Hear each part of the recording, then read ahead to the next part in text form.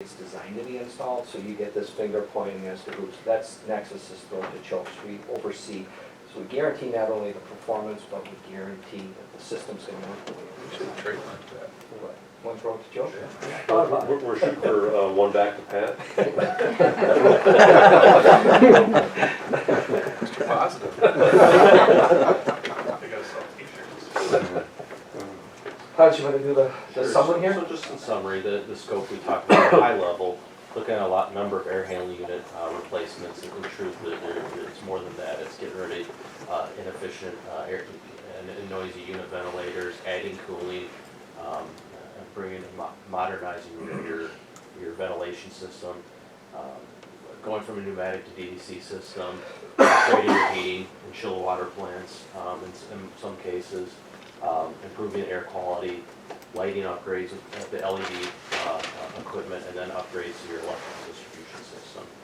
Total budget is $12.9 million, realizing about $5,000 a month in savings after some of the after the cooling penalty. Financed over 20-year bond, and again, no referendums required.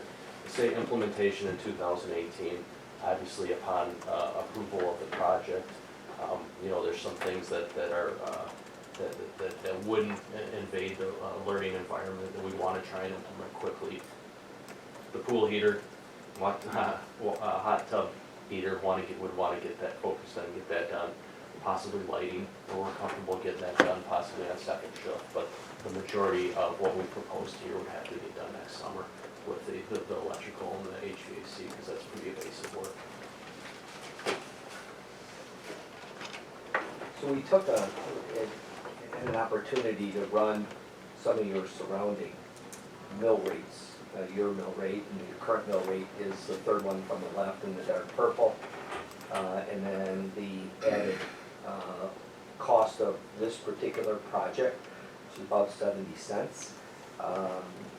And it would bring you in line right in the middle to, again, surrounding districts. It's a nice analysis. Published that more than times. So with that, we're going to turn the financial discussion over to the financial advisor here, and we're going to step back and let them take over. Do you have a computer you need, or Can we put our, Ian schedule up? Ian? Sure. Yeah, Dan's got it, I believe, or we can put it on there.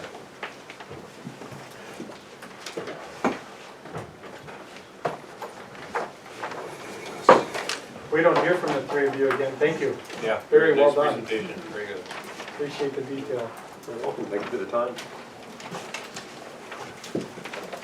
Oh, cool, we're gonna hear from everybody. Yes. Well, I'm anticipating, but I don't know when they would come back into the, I think they need to be part of this discussion yet tonight, but when we start going down the line by line numbers, I'm expecting to be able to question these guys. I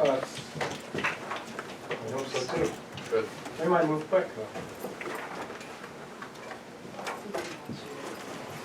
yeah, that one right there. Very nice to be here tonight. I am Jeff Seeley and my colleague Tammy Olszewski. And we have been working with the district for 3 years now. 1 second, as a matter of order, we're moving on to Oh, I'm sorry. item number 8, which is the discussion and review tax impact for energy efficiency projects with dollars. All right. Thank you. Thank have this you. on board books now? Yes. Yes, you do. I believe you have this electronically. And what we want to talk about is the proposed financing of this particular project. Now, there's a couple of options that we spent considerable time discussing with Brent, looking at this. And there was basically 2 options as far as timing.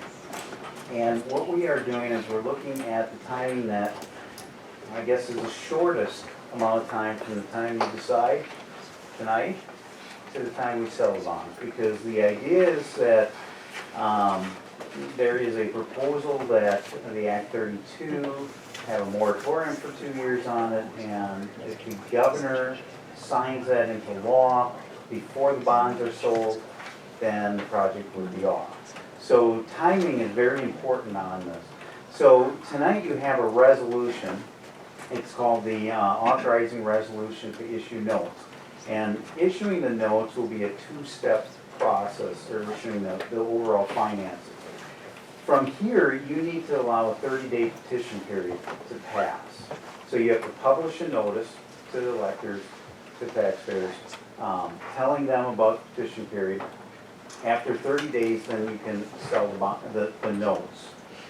September 5th, we have tentatively looked at as a sale date. You would pass a resolution awarding the sale of the notes, and you would also adopt your revenue limit exemption at that time.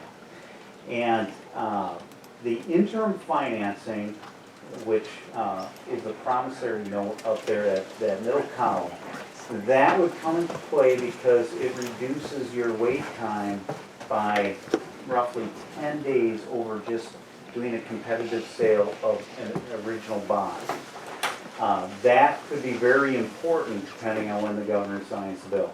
So with the interim financing, what we would do is issue what we call a note anticipation note. It's a short-term temporary financing. The amount is sized to get you that $12,944,000. You can see the par amount of the note would be $12,990,000. We would look at a 6-month term because it's going to be refunded within that 6 months by that third column, but we'll stick on the second column for now. So you will have that money to invest also. So conservatively, if you make about 0.5% on it and you refund it in say 3 months, you're earning about $16,000. That money is available for the project. The allowance for discount bidding is roughly $39,000. That is the underwriter or broker dealer that will be issuing you the note, buying your note from you.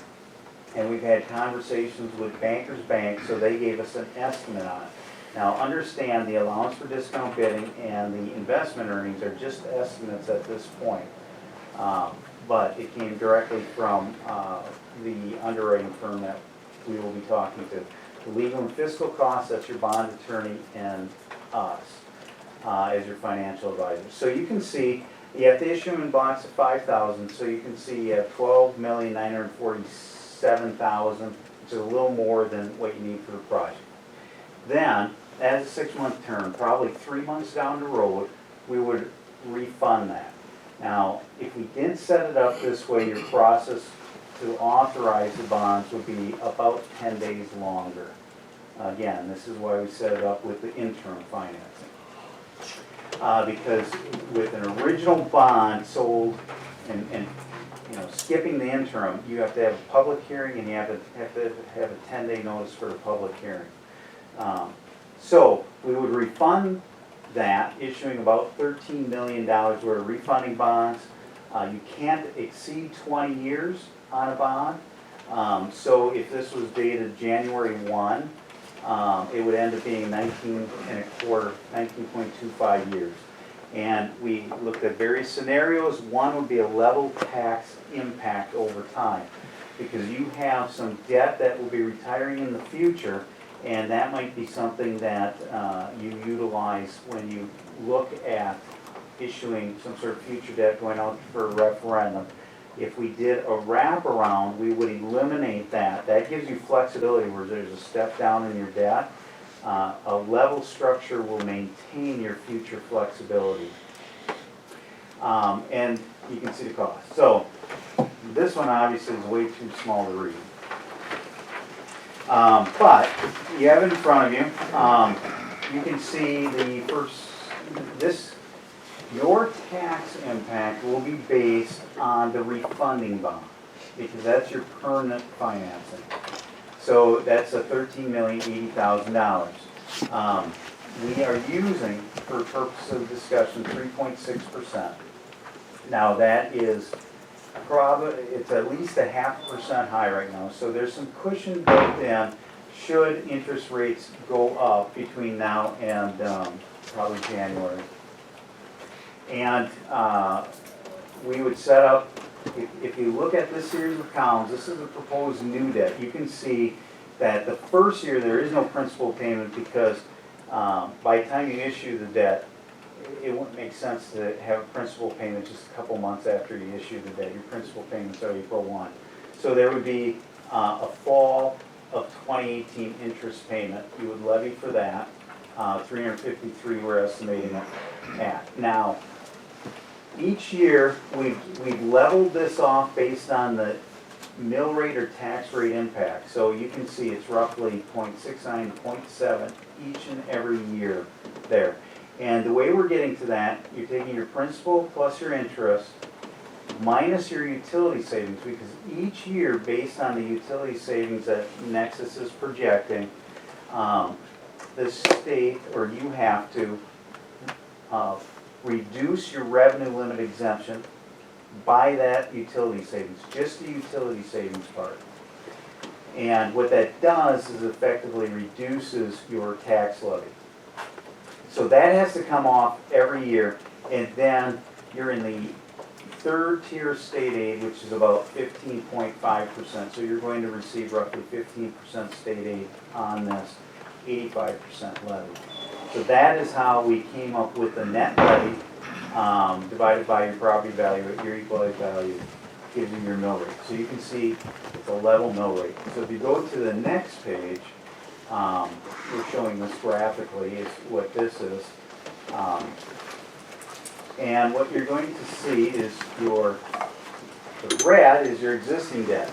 And you're going to have a future step down, and I think that's 2027. You're going to have a little step down in you're going to have one this year, which is why one of the reasons that the voted on referendum would have been nice, because you could have taken advantage of that little bit of step down this first year. But you'll have a little step down after 2026, and then after 2027, your existing debt will be paid off. So by structuring this as a level payment type schedule, we're maintaining that step down. Now what that means is when you go to the voters in the future, you have some structure to your future debt that you can work with to kind of take the edge off the tax impact at that point.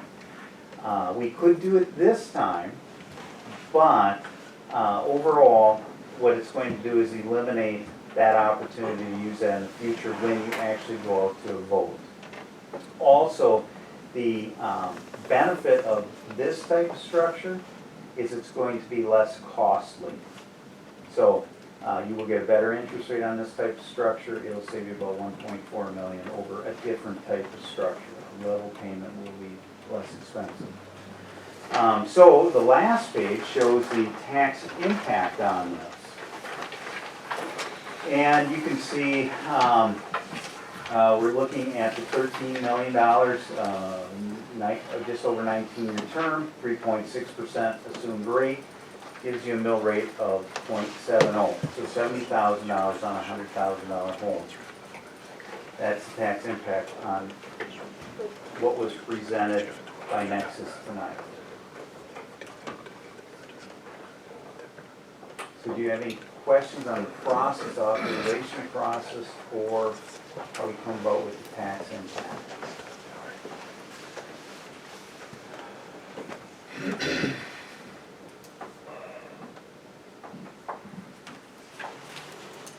Compared to our last failed referendum, and I look at the cost per $1 million borrowed on a property basis, it was about $4.54 per million. Based on this scenario, we're at about $5.38 per million. Is that because of an interest rate change within your estimates, or is it just a different mechanism where we don't have as good interest, or what's different?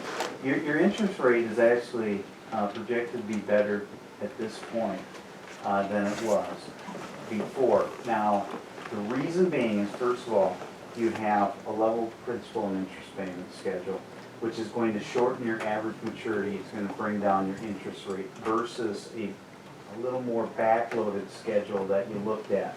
The reason you go with a backloaded schedule is you take kind of the initial sting out of the tax impact. But with this, you're actually paying principal right away because it is not backloaded. With a wraparound schedule, those first several years, you weren't paying any principal. So when we add the principal payment in, it's going to drive up that mill rate a little more than what we saw on the elected, or the voter upon bond.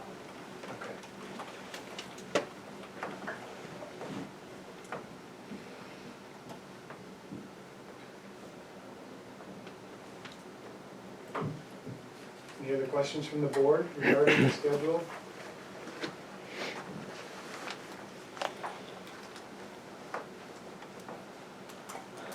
I'm just realizing if we only have 20, 25 years expectancy of all the new stuff, we're starting all over again in 12 years.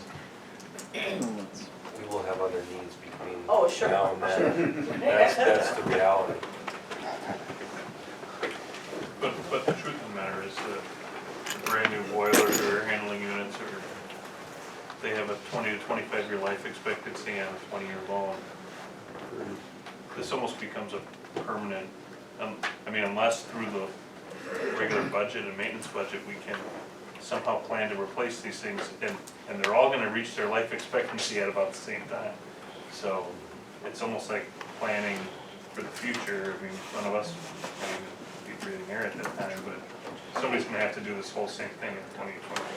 I think that's why the governor gave us those tools. I mean, honestly, because we're not the only school district in the state of Wisconsin, and without those tools, without the governor giving us those tools and those options, you know, we'd be like every other school district. And I think that's why the tool exists, because there was recognition that the budget does not support the facility needs. And a lot of schools have taken advantage of that. Just for clarification, the air handler units should have 25 to 30-year life. It's the coils inside for cooling that have a 20 to 25-year life. So the air handler should be 25 to 30. And we're debt-free in 2038, ready to go again, Yeah. so. I'm sure there'll be something in between too. There needs to be something in between. Yeah. And that's one reason we wanted to maintain, when we had discussions, we were looking at maintaining that structure to allow for a little more flexibility in taking the edge off the tax impact when you actually go out to the voters in the future. Could you explain to me why there's $40,000 extra for the 13,230,000 for 10 weeks? That seems like a lot of money for 10 weeks. You mean the difference between the 12,990,000 and the 13? Yeah, the legal and fiscal costs. Okay, when you, the legal and fiscal costs are, with the short term, you have a bond attorney and financial advisor, we won't get it rated. With the long term, you're gonna have financial advisor, bond attorney, rating agency, paying agent, all in there. The rating agency alone is almost $19,000 that rated. Oh, so in other words, if I just went for the big whammy, it would cost me that much anyway. Yes, you would eliminate this middle column, but it would extend the time and a little different process that it authorized. So 10 days costs us 20,000. If you could look at it that way, yeah, if you go this route. But not paying the 20,000 could result in It not could being result- able to do anything. Not being able to do anything from the governor's budget. Just wanna make sure I understand what we're doing. Yep. Yep, that's the issue. So the most expensive 10 days of the school year, Brett. But if we didn't take it, you know, that you could end up with no project and nothing getting fixed. That was why we went this way after spending, I think we spent hour and a half with the attorney Yes. on the phone, the three of us bantering this around, how best to ensure that this happened. You know, the pros and cons and Yeah, we risks did. and, well, so.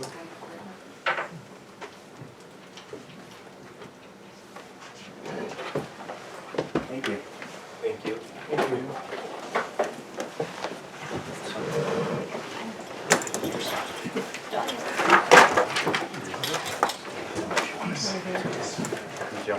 Moving on, if there's any, no other questions on the discussion, review tax impact for energy efficiency projects with others from the board, we'll move on to item number 9, which is discussion and possible decision approval of energy efficiency projects. So you've listened to the detailed presentation by Nexus outlining the following energy efficiency projects. At this time, we're recommending that the board move forward with all of those that were outlined by Nexus, which they did so in their presentation, but it really has not changed from what we gave to them in the RFP. The one thing I would like to discuss and possibly add is the $1 million extra dollars on the 2239 portion. The $1 million additional dollars. When I look at what it's gonna cost per $100,000 of property value, it's $5.40 a year. And in my mind, maybe if the needle would have moved in our last referendum, our first referendum was $45 million, it failed 60% no, 40% yes. Our last referendum was $35 million, it failed 60% no, 40% yes. I'm not sure this community will support a referendum. I'm not sure we can wait for a referendum to properly fix, I hate to say it, the 1922 and 1939 edition on the middle school. Yeah, I can't see spending $1 on that. I can see spending every dollar we need to on that because I don't think we're gonna get a past referendum to allow us to bulldoze it, which is what should be done. There's Not until a other, lot of people die off. there's other dominoes, that whole thing, there's many other things that could or could not happen to create that scenario, that's the real issue there. We had a long conversation with Nexus on that. Do you want to join? This is the exact same conversation that we had.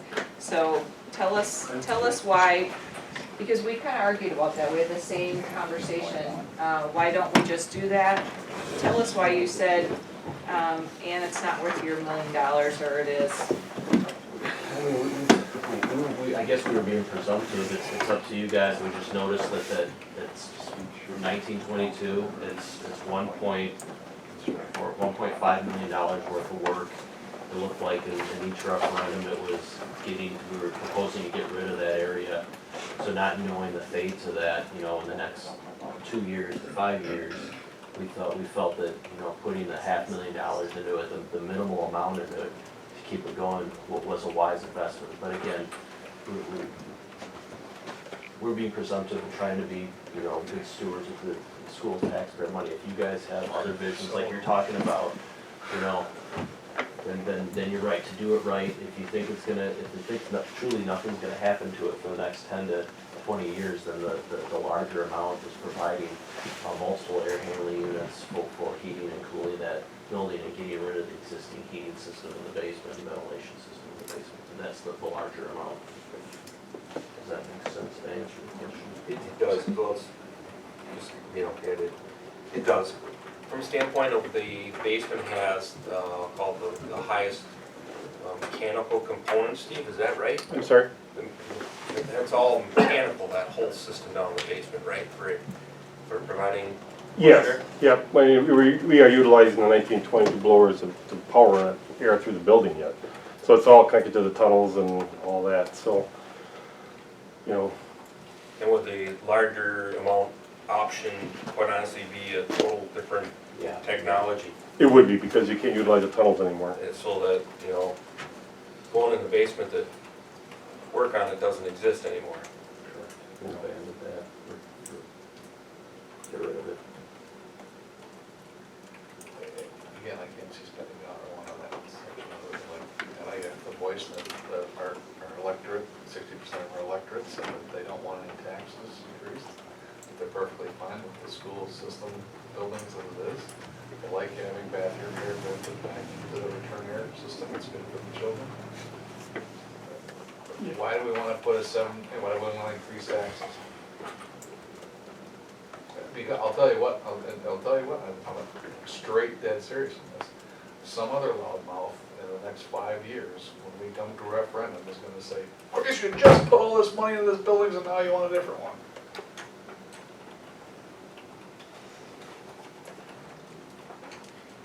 Now, if we eliminate that lower heating, what is the chance for mold and that stuff being in that, the sub-basement type thing as developed? No more than there is now. I mean, we would ventilate, any occupied space properly. I mean, if we could utilize more of the space in doing that, I could possibly see it, but, we've been moving things out of that section for the purpose of getting rid of it eventually. There's one element here we haven't really captured. It's the indirect expenses that we're consuming. Quite honestly, this needs proof. I mean, quite honestly, I don't know what you're spending on potentially, I'll call it, resources to accommodate and to patch things together. I don't know if we could even quantify that, but that element here is resources. We can do other good things within our infrastructure here. And in the, Yes. what used to be the computer room, I think it's math lab now or something, is that a wood floor? The 1922 third angle? You know that, It is if it's on the second or third floor. the wing where like, the special ed office is when you go down that hallway, Josh, is that a, I don't know what's under the subfloor, but I think it's all I think linoleum. I think it's all linoleum on the it's Yeah. linoleum top. on the top. linoleum? Yep. I'm really struggling with, Yeah. It seemed like it was. I'm personally really struggling right now. Just so everyone knows where I stand, I'm in favor of this. I think this is the best vehicle we have to address these issues. But to Corey's point, I think you're right. I think you invest $500,000 into this building, and we all know that the first chance we get to bulldoze it, which is why I asked the question of, is there any value to that $500,000 or $1.5 million after, as we bulldoze the building? Versus making it as quality a learning environment as possible, because I also have zero faith in this community to pass a referendum to allow us to bulldoze that building and create a better environment. So there's no positive decision to be made in regards to the 22 building. Well, it's unfortunate that it's impossible for us to come up with a plan to move children around so that we wouldn't have to use that building. It's just impossible. With the option of the $500,000 improvements in that building, will we still accommodate the air exchanges that are specified to current standards? Yes. Will. Answer is yes. So Where- the where- air where quality we're- will be consistent throughout with that option? Correct, again, in the fitness room and the upper classrooms.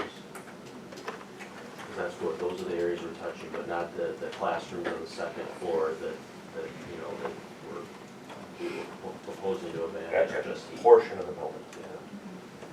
Yeah. Each time we kick this thing down the road, it's gonna cost us $1 million or $2 in interest. And we've kicked it down the road once a year for the last 2 years. We have not kicked it So- down the road. The community has. Yes, the So, community has. there comes a cost by kicking it forward. They apparently And this don't is care. part of the cost in my mind, because I want these kids to be educated in a good environment. And you recognize the statistics, 15 cubic feet per minute of air, kids learn better than the current, I bet there isn't even 3 in that old piece of, building. That's where I'm at. Well, I don't, the I mean, it's staff- $5 per 100,000 and the of staff as property well. value a year for 20 years. $100 mistake if you have a $100,000 house, $200 mistake if you have a $200,000 house, $300 mistake if you have a $300,000 house over 20 years. Minor. And I mean this respectfully to you. Yep, The fault of your logic is that you're using logic I know that, Corey. and the electorate is using emotion. So in my mind, we all carry insurance, right? We all carry more insurance than we need. That's an insurance policy, and it's a cheap one. So, Related to all these projects, I realize I'm living in La La Land, but if this board gets what we believe these kids need in a referendum to include some expansion, to include like our tech ed area, which would be additional square footage, do all these solutions dimensions for our current square footage, would they support additional square footage? I don't know if I'm asking that correctly. They won't. They're designed to, correct me if I'm wrong, but they're designing to do what you have. Right. I mean, sometimes you buy a bigger, some trucks have 500 horsepower, but they only need 3, but sometimes you want to do a burnout. So, it's in the high school parking lot.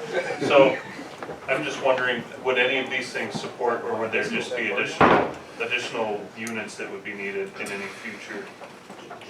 The answer is, I don't know.